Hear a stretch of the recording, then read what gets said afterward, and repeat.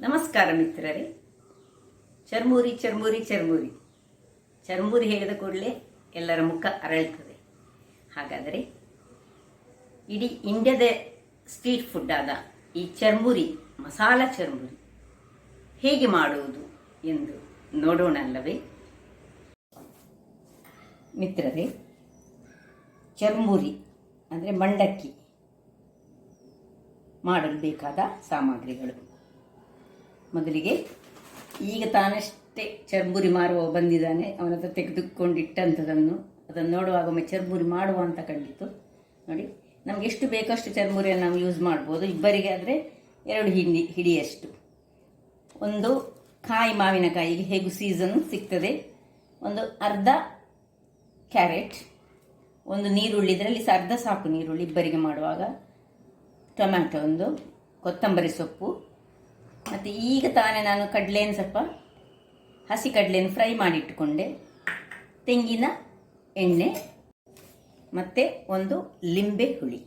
ಹಾಗಾದರೆ ಹೇಗೆ ಮಾಡೋದೆಂದು ನೋಡೋಣ ಅಲ್ಲವೇ ವೀಕ್ಷಕರೇ? ನೋಡಿ, ಇಲ್ಲಿ ನಾನು ಈ ನೀರುಳ್ಳಿಯನ್ನು ಸಪುರವಾಗಿ ಹೆಚ್ಚಿಟ್ಟುಕೊಂಡಿದ್ದೇನೆ. ಈಗ ನಾನು 2 ಮಂದಿಗೆ ಆಗುವಷ್ಟು ಮಾತ್ರ ಮಾಡ್ತಿದ್ದೇನೆ. ಇಲ್ಲಿ ಆನಿಯನ್ನನ್ನು ಹೆಚ್ಚಿಟ್ಟಿದ್ದೇನೆ, ಟೊಮ್ಯಾಟೊ, ಕೊತ್ತಂಬರಿ ಸೊಪ್ಪು, ಒಂದು ತುಂಡು ಲಿಂಬೆಯನ್ನು ಸಹ ಕಟ್ ಮಾಡಿಟ್ಟುಕೊಂಡಿದ್ದೇನೆ. ಈಗ ಮೊದಲಿಗೆ ಈ ಒಂದು ಪಾತ್ರೆಯನ್ನು ಇಟ್ಕೊಂಡದಕ್ಕೆ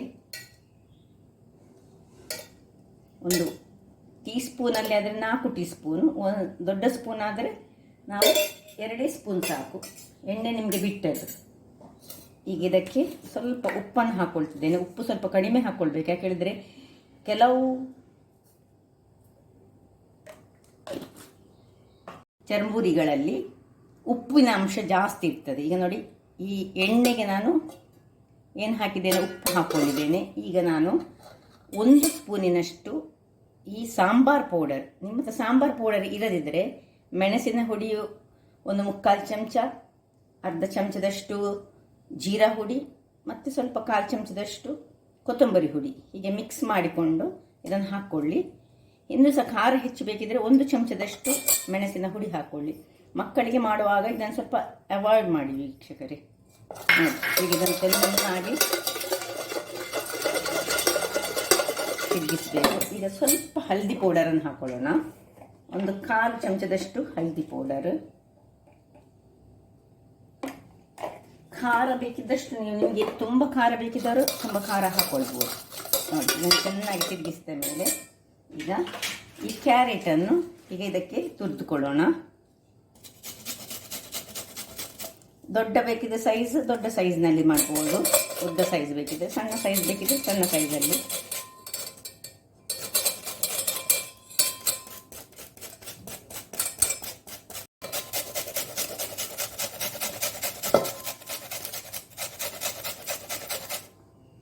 ಕ್ಯಾರೆಟ್ ನಿಮ್ಗೆ ಎಷ್ಟು ಬೇಕು ಅಷ್ಟು ಮಾಡ್ಕೊಳ್ಬೋದು ನೀವು. ಇನ್ನು ಮಾವಿನಕಾಯಿಯನ್ನು ಸಹ ಹೀಗೆ ತುರಿಯೋಣ.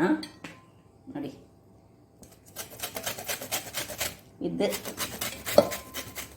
ನಾವು ಸ್ವಲ್ಪ ಎಷ್ಟು ತುಂಬ ಮಾವಿನಕಾಯಿದ್ದು ತುರಿ ಹಾಕಿದರೆ ಲಿಂಬೆಯನ್ನು ಅವಾಯ್ಡ್ ಮಾಡಿ. ನಾನು ಸ್ವಲ್ಪ ಮಾವಿನಕಾಯಿಯ ತುರಿ,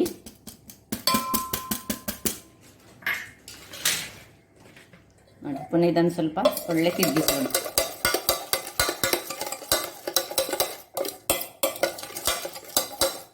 ಇನ್ನು ನೀರುಳ್ಳಿ,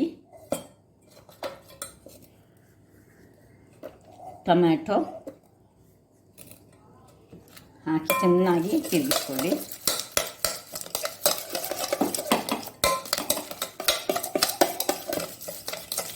ನೋಡಿ, ಈಗಲೇ ಈ ಸ್ಟ್ರೀಟ್ ಫುಡ್ಡಲ್ಲಿ ಮಾಡುವಂತಹ ಚರ್ಮುರಿಯ ಪರಿಮಳ ಬರ್ತಾ ಉಂಟು. ಈಗ ನಾನು ಮೊದಲೇ ಫ್ರೈ ಮಾಡಿಟ್ಟುಕೊಂಡಂತಹ ಕಡಲೆಯನ್ನು, ಎಷ್ಟು ಕಡಲೆ ಬೇಕೋ ಅಷ್ಟು ಕಡಲೆಯನ್ನು ಹಾಕ್ಕೊಳ್ಳಿ.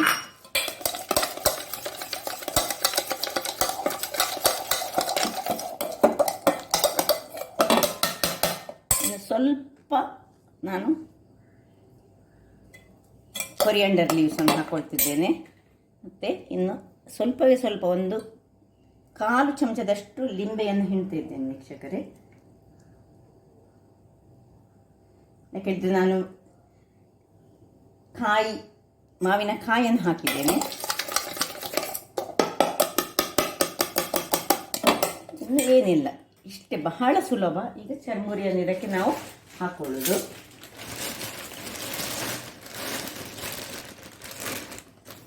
ಇದನ್ನು ಚೆನ್ನಾಗಿ ಏರ್ ಟೈಟ್ ಪ್ಲಾಸ್ಟಿಕ್ ಕವರ್ನಲ್ಲಿ ಹಾಕಿಟ್ಕೊಳ್ಬೇಕು, ಇಲ್ಲದಿದ್ದರೆ ಅದು ನಸುಕಾಗ್ತದೆ.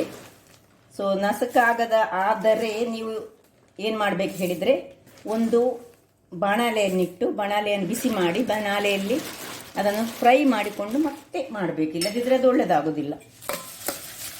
ಈಗ ನಮ್ಮಲ್ಲಿಗೆ ಈ ಮಂಗಳೂರಿನಲ್ಲಿ ಒಂದು ಚರ್ಮುರಿ ಮಾರುವವರು ಯಾವಾಗಲೂ ಬರ್ತಾರೆ. ಪ್ರತಿ 15 ದಿವಸಕ್ಕೆ ಅಥವಾ 1 ತಿಂಗಳಿಗೊಮ್ಮೆ ಬಂದು ಇಡೀ ಮಂಗಳೂರಿನಲ್ಲಿ ಅವರು ಮಾರ್ತಾ ಇರ್ತಾರೆ. ಅವ್ರ ಹತ್ರ ನಾವೆಲ್ಲ ಸಾಧಾರಣ ಮಂಗಳೂರಿನವ್ರ ಹತ್ರವೇ ತೆಗೆದುಕೊಳ್ಳೋದು. ಸೊ ಅವ್ರು ಬರುವಾಗ ಬೇಡ ಅಂತ ನಮಗೆ ಹೇಳಲಿಕ್ಕೆ ಆಗೋದಿಲ್ಲ. ಇಂಥ ಒಂದು ರುಚಿಯಾದ ಚರ್ಮುರಿಯ ಒಂದು ಮಾಡಿ ತಿನ್ಬೋದು, ಪಕ್ಕ ಪಟಾಫಟ್ ಆಗುವಂಥದ್ದು. ನಾನು ನನ್ನ ಹಿಂದಿನ ಒಂದು ವಿಡಿಯೋದಲ್ಲಿ ಚರ್ಮುರಿಯ ಮಿಕ್ಸರ್ ಸಹ ಮಾಡಿ ತೋರಿಸಿದ್ದೇನೆ. ಯಾರು ನೋಡಲಿಲ್ಲ ವೀಕ್ಷಕರು ದಯವಿಟ್ಟು ಅದನ್ನು ನೋಡಿ, ಬಹಳ ಚೆನ್ನಾಗಿರ್ತದೆ. ಅದನ್ನಾದರೆ ಸ್ಟೋರ್ ಮಾಡಿಟ್ಟುಕೊಳ್ಬೋದು. 1 ತಿಂಗಳ ಕಾಲ ಸ್ಟೋರ್ ಮಾಡಿಟ್ಟುಕೊಳ್ಳುವಂತಹ ಒಂದು ಚರ್ಮುರಿಯ ಮಿಕ್ಸ್ಚರನ್ನು ಮಾಡಿದ್ದೇನೆ. ಯಾರು ನೋಡಲಿಲ್ಲ ವೀಕ್ಷಕರು ಅವರೆಲ್ಲ ನೋಡಿ ಅದನ್ನು. ಈಗ ಇದಕ್ಕೆ ಉಳಿದ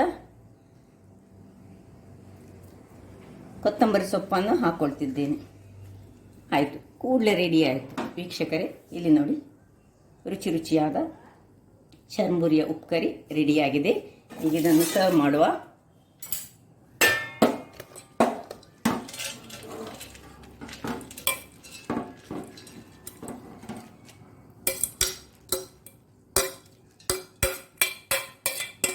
ಯಾವಾಗಲೂ ನಮ್ಮ ಊರುಗಳಲ್ಲೆಲ್ಲ ಜಾತ್ರೆಗಳಲ್ಲಿ ಪೇಪರ್ನ ರೋಲ್ ಮಾಡಿ ಇದನ್ನು ಕೊಡ್ತಾರೆ. ಪೇಪರ್ನಲ್ಲಿ ತಿನ್ನೋದು ಒಳ್ಳೆಯದಲ್ಲ, ಅದರದ್ದು ಕಾರ್ಬನ್ ಇಂಕ್ ಒಳ್ಳೆಯದಲ್ಲ. ನಾವು ಯಾವತ್ತೂ ವೈಟ್ ಪೇಪರ್ ಟೈಪಿನಲ್ಲಿ ಅಥವಾ ಪೇಪರ್ ಪ್ಲೇಟ್ಗಳಲ್ಲಿ ನಾವು ಇದನ್ನು ತೆಗೆದುಕೊಳ್ಳೋದು ಉತ್ತಮ. ವೀಕ್ಷಕರೇ ಇಲ್ಲಿ ನೋಡಿ, ಎಷ್ಟು ರುಚಿಯಾದ ಚರ್ಮುರಿ ರೆಡಿಯಾಗಿದೆ. ಖಾರ ನಿಮಗೆ ಎಷ್ಟು ಬೇಕು, ಮಕ್ಕಳಾದರೆ ಸ್ವಲ್ಪ ಕಡಿಮೆ ಖಾರ ಮಾಡಿಕೊಳ್ಳಿ. ಹಾಗಾದರೆ ಈ ನನ್ನ ಕುಕಿಂಗ್ ಚಾನಲ್ ನಿಮಗೆ ಇಷ್ಟ ಆದರೆ ಬೋಳೂರು ಸುವರ್ಣ ಚಾನಲನ್ನು ಲೈಕ್ ಮಾಡಿ, ಶೇರ್ ಮಾಡಿ ಹಾಗೂ ಸಬ್ಸ್ಕ್ರೈಬ್ ಮಾಡಿ, ಹಾಗೂ ನನ್ನ ಇನ್ಸ್ಟಾಗ್ರಾಮ್ ಪೇಜನ್ನು ಫಾಲೋ ಮಾಡಿ. ಧನ್ಯವಾದಗಳು.